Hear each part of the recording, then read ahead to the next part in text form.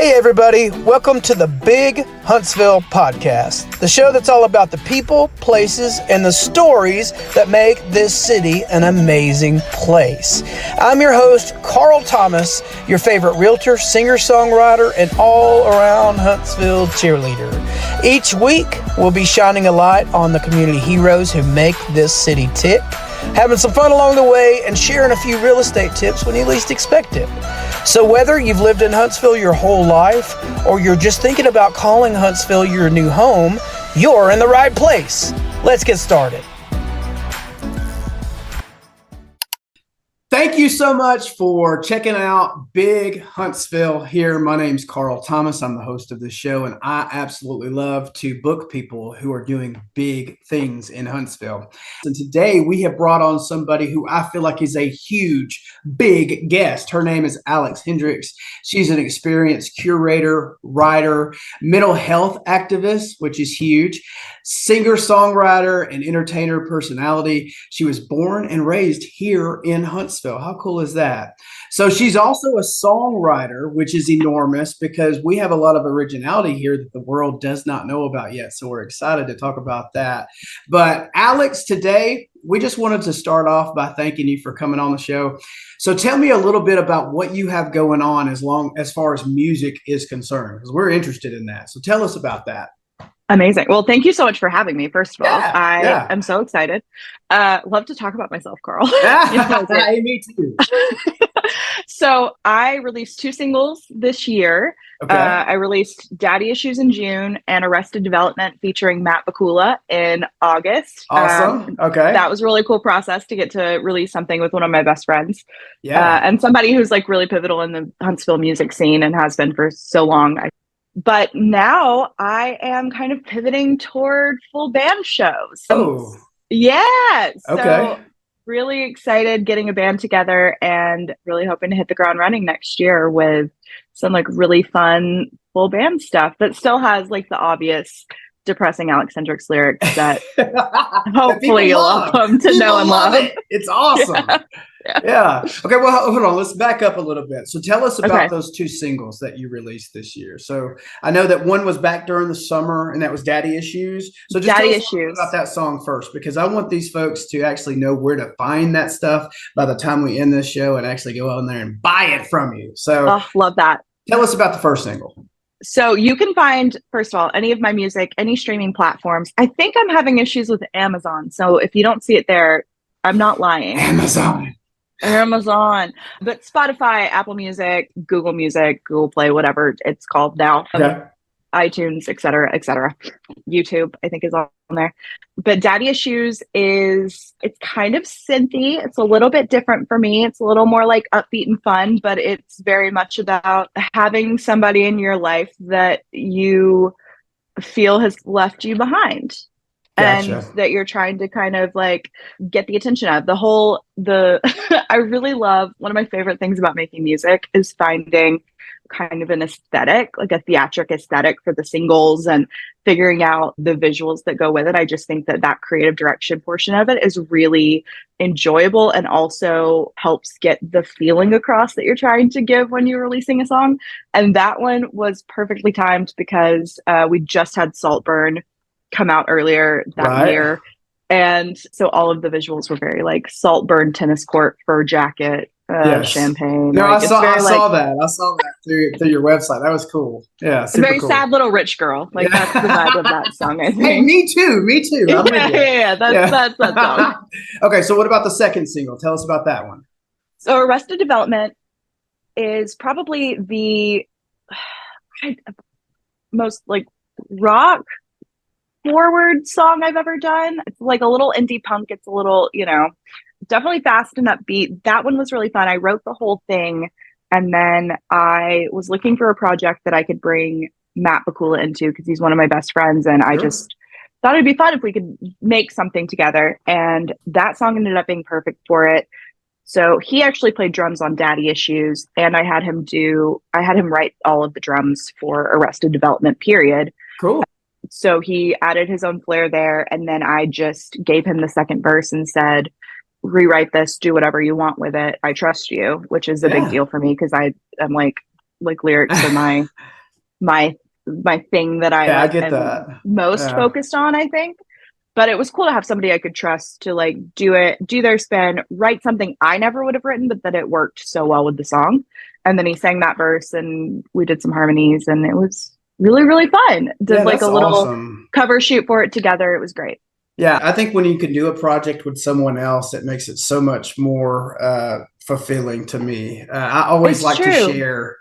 I wish I had somebody sitting beside me over here doing this right now. I always love to share what I'm doing because it can get lonely out here, just It does. grinding, getting It's true.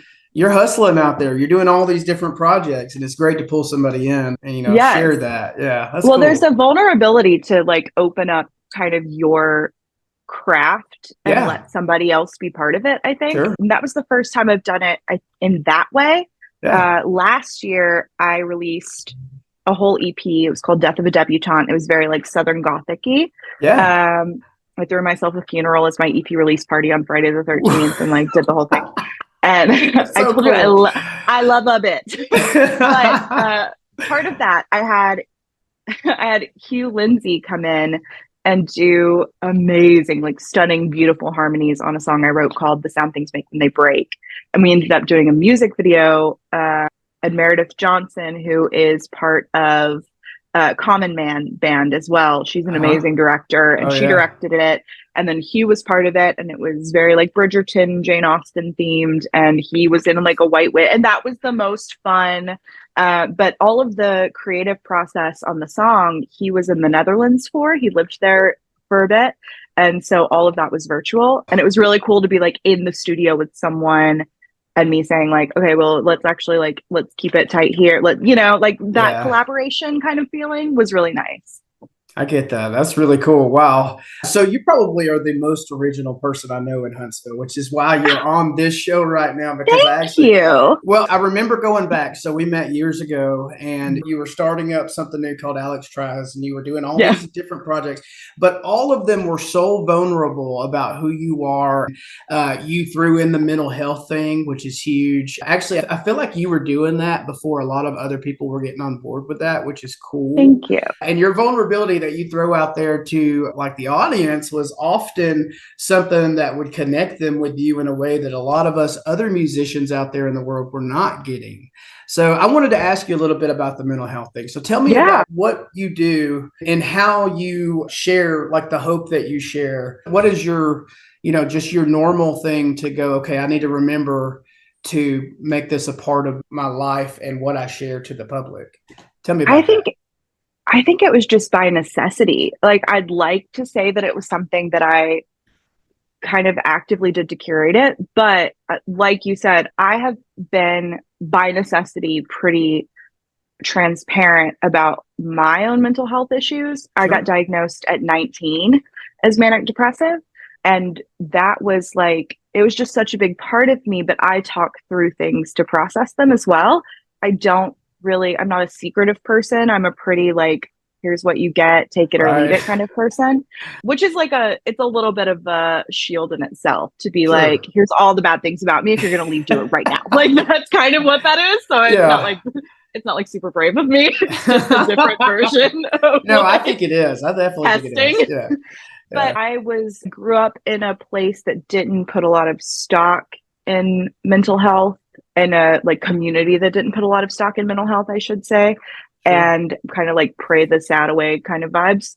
So I think that just by necessity, I had to be really open and honest about it. And it was really hard. I mean, I got called a lot of like really unpleasant things at first for talking about things like that. Like people thought it was, people spooky. I think it got, and I was just like, it's just like, that's what it's, but yeah, I guess, I don't know. I'll lead into it. Well, yeah. Hey, throw yourself a funeral, whatever you got to do. Right? Yeah. I like how I threw myself a funeral and then I'm like, I don't know why people called me spooky. That was so weird. I think it's cool. I think it's so cool. I think that it was happening in, the mid 2000s. And it was a time when people weren't really familiar with it and they weren't advocating for it like they are now. And it did seem really macabre to talk about the concept of like some days I wake up and I don't know if I'm glad that I did, you know, like Yeah. people think that that's a really taboo thing, or did at the time. And it's been really, really lovely to see the general feeling around mental health shift Yeah. and the way that we communicated about it, because it Right. saved my life. Like talking about it, I write Yeah. about it because I have to, because that's how I process it. And it's Sure. just like Yeah. such a large part of my life. And if I wasn't writing about it, I don't know how I would really like get it out. You know, I don't know how Yeah. I would find that catharsis. Right. So, uh, but yeah, this next project that I do, a lot of the songs I've released lately are like clinical buzzwords like object permanence, arrested development, daddy Uh-huh. issues. Yeah. Great And names. thank you. I want the next project to be really focused on this mental health vulnerability, but a little tongue in Sure. cheek and a little, Yeah. Yeah. fun. Right. Well, and anytime you're doing something, it's just like sharing a project with somebody, but just anytime you're walking through something alone and you feel like you're the only one dealing with this thing, it makes Yes. life so much harder. So it just is so much better when someone like you gets out there who maybe the world, from our point of view, sees you as perfect. And then you get out there and you talk about those things that are imperfections inside you. I think there's power in that. I think that's awesome. I Thank definitely, we encourage you to continue that, because that's actually Thank you. helping this world, helping our city. And we Thank love this you. place, and we want it to become more and more healthy and for us to talk about these things. So just transitioning to what's coming next. So I know that you've just rolled out something new that is Yes. going to be huge and actually plays right along with what we were just talking about, and It's just true. socially connecting with other people. So tell me about that. What do you have coming up? So in January, am launching, the business is officially, it's real, but the launch of the rollout of events will be in January. It is a CIN CIN Social Club, and Okay. it is an events-based, like connection-focused, really curated experience social club where you have several options a month for like ways and places and things to do with other people. Okay. I think obviously, as you know, as a realtor, so many people are moving to Huntsville. Oh yeah. It was like what 36 people per day was the statistic from last year, or something crazy like that. And they're all in my lane at the same time. Yeah, So. And they're all on 565 at 4 p.m. Yeah. But I used to get a lot of messages from people who they just moved here or they just moved back after school, and they didn't really know how to find a social circle, and they didn't have anybody, and they wanted to do these things that Huntsville was offering, but they didn't have anyone to go with, and they just wanted to make connection and feel connected. So what I've done for the past 3 years is kind of bring Huntsville's uniqueness backstage at the Orion and be able to showcase it to artists. Right. And so this new endeavor is being able to do that, but in the wider population of people who might not know how to find it themselves. Yeah. But with a focus on like really the things I love, because I think that that's what makes me passionate about it. So, you know, I love romanticizing things. I love a moody aesthetic, and I love a theme. And so, you know, lots of themed things, but also lots of free meetups and a good mixture of everything. Well, working with a lot of cool people in the community to make this happen. It sounds fun. It sounds like Thank you. So we love to hide behind I'm an introvert, I'm an extrovert. And the introvert in us likes to say, no, I'd rather be home alone. I'd rather be watching my show and just on my own. But really, when it comes down to it, we all want to connect with people. And you are making a way for those of us, especially those of us who are new, but also those, like I was born in Huntsville as well. And I feel like I love walking in a place where people already know me. It's just neat, you know? It's a fun feeling. You get together with strangers for a purpose like this. It's almost like you already know each other, and it's making connections. And that's so neat, because we are growing. It's easy to get lost in the size of what's happening around us. And I think you're creating a way for us to connect with people. That's really cool. That's awesome. Thank you. Keep it up. Obviously the vision, the hope is that new people keep coming, but that you know that in January you can go to a launch event and meet these people. And then in February, when we do like a Galentine's situation, it's the same people and you're seeing them again. And even if you don't have like the time or the bandwidth to necessarily keep up with people in day-to-day life, you have a place where you know you can come back to this community. So right. Okay. Well, that makes sense. That's really good. That's awesome. So I guess that rolls right into 2025. And I usually ask the question of what is your goal for next year, which it feels like if this is rolling out in January, this is a big part of your goal. This is a pretty big one. So for 2025, what can we expect and what should we be looking for with Alex Hendrix? I think more of me everywhere. Yes. More music. I get that question a lot. So full band shows 2025. If you're a venue and you want to book me, let me know. Yes. Hey, check out my Spotify.